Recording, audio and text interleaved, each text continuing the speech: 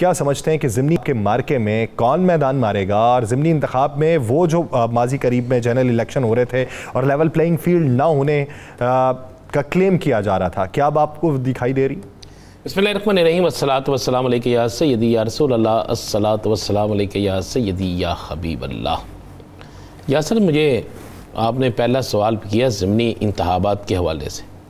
मुझे सिर्फ एक बात सोच के बता दीजिएगा, अगर आपको नागवार ना गुजरे तो, कि क्या हुकूमत ने 8 फरवरी के बाद बिजली के बिलों में कमी की है, पेट्रोल की कीमत में कमी की है, क्या कुछ सब्ज़ी सस्ती हो गई है, क्या चिकन सस्ता हो गया है, क्या इलाज की सहूलतें आम हो गई हैं, क्या मज़दूर के बच्चे को रोज़गार मिल गया है, क्या गरीब का बच्चा तालीम हासिल कर रहा है?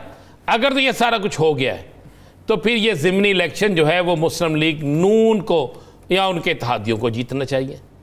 अगर इनमें से एक भी चीज़ नहीं हुई, इनमें से एक भी चीज़ बेहतर होने के बजाय ख़राब हुई है, पेट्रोल की कीमत में इजाफा हुआ है, खुर्दोनश की अशिया में इजाफा हुआ है, सवाए टीवी पर 16 रुपये की रोटी के अलावा कहीं पे 16 रुपये की रोटी नहीं मिल रही। 4 रुपये की रोटी सस्ती करके 4 रुपये का पेट्रोल, 8 रुपये का डीजल महंगा कर दिया गया।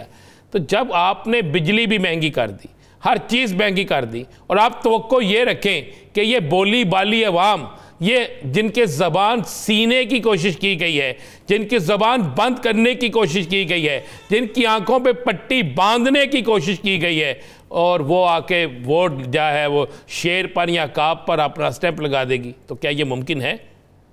भाई 8 फरवरी से पहले आपने जो किया आपने भुगता। अब आपने 8 फरवरी से भी बुरा कर दिया है। आपने बिजली भी महंगी कर दी, पेट्रोल भी महंगा कर दिया, चिकन जो है वो तारीख की बुलंद तरीन सतह पे चला गया। नान भाई जो है वो हड़ताल पे चले गए। जो आपकी मर्जी का ऐलान नहीं करता आप उठाते हैं, उसे जेल में भेज देते हैं। और आपने टिकटॉक पे हुकूमत चलाई हुई है। आप टिकटॉक बनाते वक्त भी आप यासर आप ही से मशवरा ले लें कि यार किस तरह टिकटॉक बनाना है, और गंदम की कटाई के लिए पहले मशवरा किया जाता है, पीछे हमारे एक सिख भाई को खड़ा किया जाता है, फिर उनकी एक औरत को बुलाया जाता है, फिर ऐसे कर तेरे बाजरे दी राकीम सैया मैं नहीं बहन रे कि क्या क्या क्या यार ऊपर सॉन्ग लगा के आप, यार ये टिकटॉक हुकूमत है, ये टिकटॉकर की हुकूमत आपने बनाकर आप कहते हैं आप इलेक्शन जीते। ये इलेक्शन जीत सकते हैं? मुझे बता देना फिर इलेक्शन का क्या रिजल्ट निकलेगा। जेन्युइन रिजल्ट ये है, जेन्युइन रिजल्ट ये है कि 80% इस वक्त सुन्नी इत्तेहाद कौंसिल तहरीक इंसाफ है। जिस मर्जी हल्के में चले जाएं। अगर आपकी तबीयत पे भी नागवार ना गुजरती, नहीं मेरी तबीयत नागवार नहीं गुजरती, आप बताएं मुझे। अच्छा, जनरल इलेक्शन के नताइज जो थे, हाँ जी, वो जेन्युइन थे? जी बिल्कुल नहीं थे। तो फिर ये ज़िमनी इंतखाबात में मैं वो चीज़ें पूछ रहा हूँ भाई, ना हो अब एक इलेक्शन होता है जिसका रिजल्ट अवाम समझ जाती है। जेन्युइन इलेक्शन जो थे उसका जो जेन्युइन रिजल्ट था वो भी अवाम को तो पता है ना। अगर आप बदनामी का तोक अपने गले में मजीद डालना चाहते हैं, अगर आप मजीद अवाम की नज़रों में गिरना चाहते हैं, अगर आप मजीद वो सारा कुछ करना चाहते हैं जो नहीं होना चाहिए, तो फिर आप इलेक्शन ही क्यों कराते हैं? आप सिलेक्शन कराएं। आप बिल्कुल 4, 6, 10 लोग जो हैं वो रख लें, रख के उन्हें जिता दें, और दूसरे लोगों को आप भी सिंध की तरह उम्मीदवारों को उठाएं, उनको उठा कर कहीं और फेंक दें। ना रहे बांस ना बजे बांसुरी। आप तो बात सुन लें मेरी, ये जो ज़िमनी इलेक्शन है, इन ज़िमनी इलेक्शन में और उन जनरल इलेक्शन में बड़ा फ़र्क है। उस वक्त हर शख्स अपना अपना इलेक्शन ला रहा था, तो उस वक्त आपके साथ ये हो गया, आपकी जमात के साथ। तो अब इलेक्शन चंद हैं, हर शख्स जो है वहाँ के MNA MPA उन हलकों में मौजूद होंगे। मैं तो कुर्बान जाऊँ यार अपने इलेक्शन कमीशन साहब के, मुझे मिले ना तो मैंने एक अवार्ड बनाना है, बड़ा सा अवार्ड। वो अवार्ड मैंने इलेक्शन कमीशन साहब को देना है कि जनाब आपके आइन के मुताबिक कोई वजीर कंपेन नहीं कर सकता, आपके कानून के मुताबिक वहां पे तरक्याती काम नहीं हो सकते।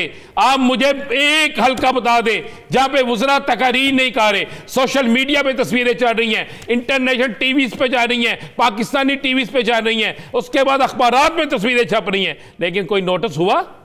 किसी ने कोई नोटिस लिया? तो आज़म नज़ीर तारड़ साहब, कानून क्या कहता है ज़रा इस पर भी गौर करें जनाब। बाकी जो लोग जो हैं वो भी ज़रा इस पर गौर करें। मैंने तो नहीं ये कहा कि 5 सीटें 90 करोड़ रुपए में फ़रोख्त हुई हैं, ये मैंने तो नहीं कहा, ये मियां जवेद लतीफ साहब ने कहा आपकी जमात के। आप देख नहीं रहे जवेद लतीफ साहब पे FIRs भी पुरानी निकल के आ रही हैं, उसके तज़किरे भी हो रहे हैं, और सारा कुछ निकल के आ जाए, वो कोई फर्क नहीं पड़ता। कहा ना, राना सनाउल्लाह साहब जो हैं वो मुस्लिम लीग नून के पंजाब के सदर हैं, ख्वाजा साद रफीक साहब मुस्लिम लीग नून के रहनुमा हैं, ओहदेदार हैं।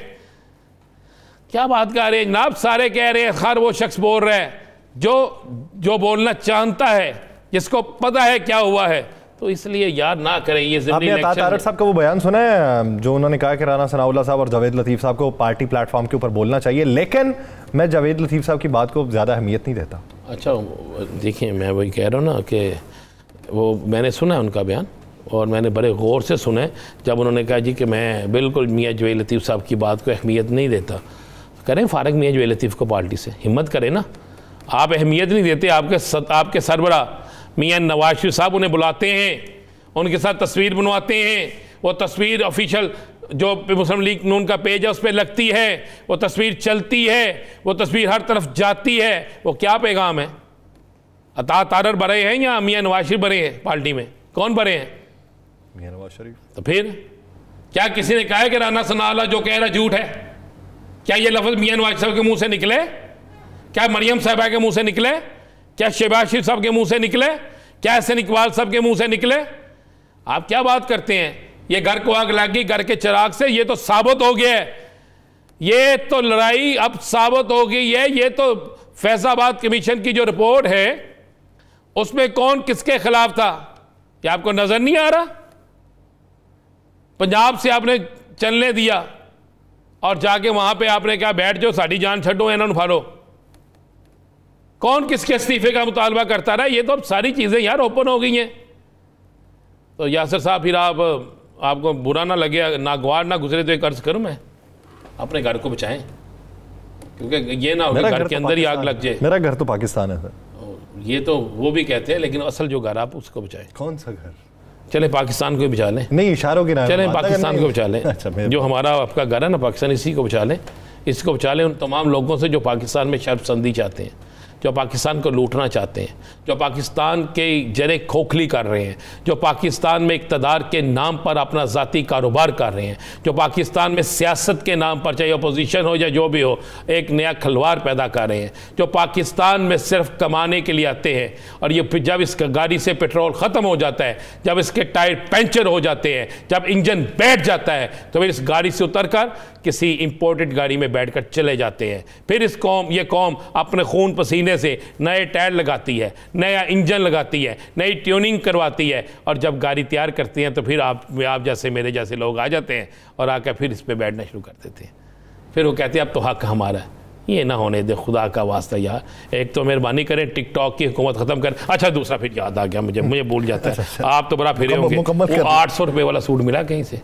नहीं, बहुत तगोदो की है, बहुत जान मारी है, नहीं मिला।